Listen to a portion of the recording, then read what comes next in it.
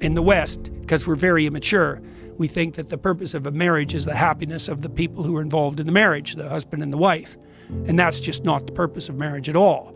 The purpose is long-term facilitation of their psychological and spiritual development and the establishment of an environment that's beneficial to children. That's a responsible way of thinking about it. And so we need to have a serious conversation about what that means. But the ideal can't be too rigid, because people aren't perfect.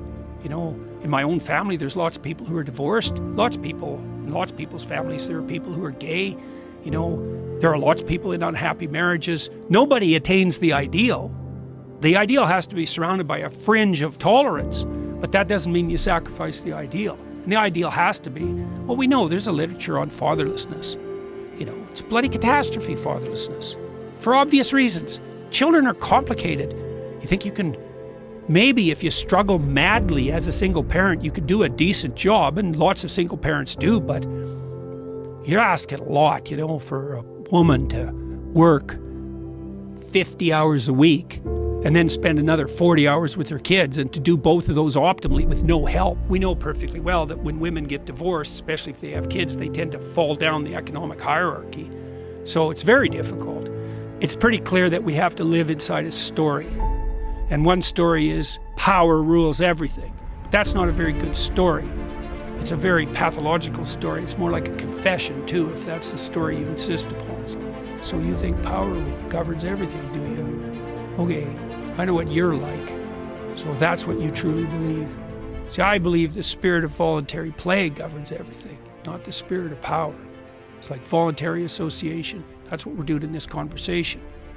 We're playing towards an end, and we're doing it voluntarily, and we're taking everybody along for the ride. No one's forced to do it.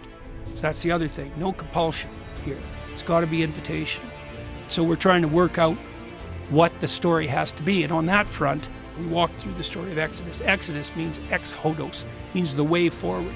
So it's the archetypal narrative of progression from tyranny and chaos into the future.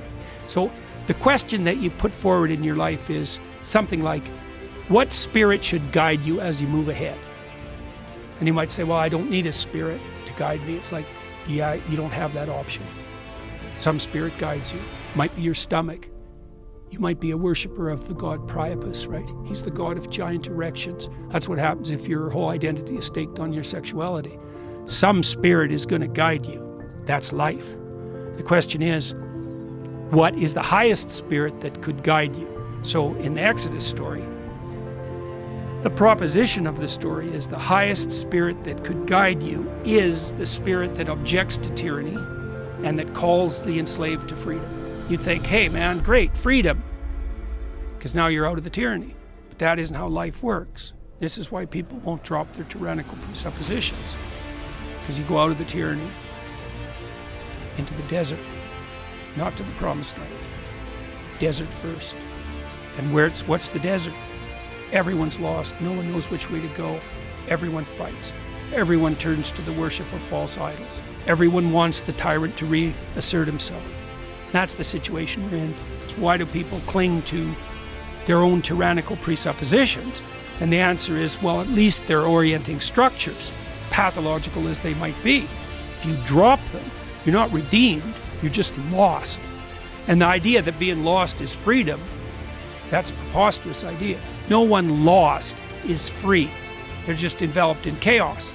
Take responsibility for yourself until you're good enough at that so you can take responsibility maybe for a wife. And then if you're good enough at that, maybe you can extend that to some kids.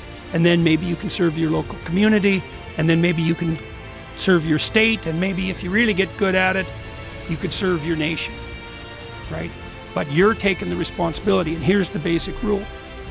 All the responsibility you abdicate will be taken up by tyrants. That's the cardinal rule of social organization. So we're trying to build out this story that's based on the deepest elements of Western tradition.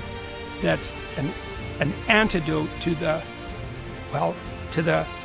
false claim that it's only power that rules, because it's not. That's not right. And there is a model of proper governance in there, this idea of a hierarchical structure of responsibility. It's the proper computational structure. It's not top-down tyranny with fractionated individuals. And it's not utter chaos. It's ordered freedom. If you've got an ambition and you're on the fence about your own ambition, how the hell can you expect anyone to invest in what you're doing? Because you're not even serious about it. So stop reading motivational books. Stop fucking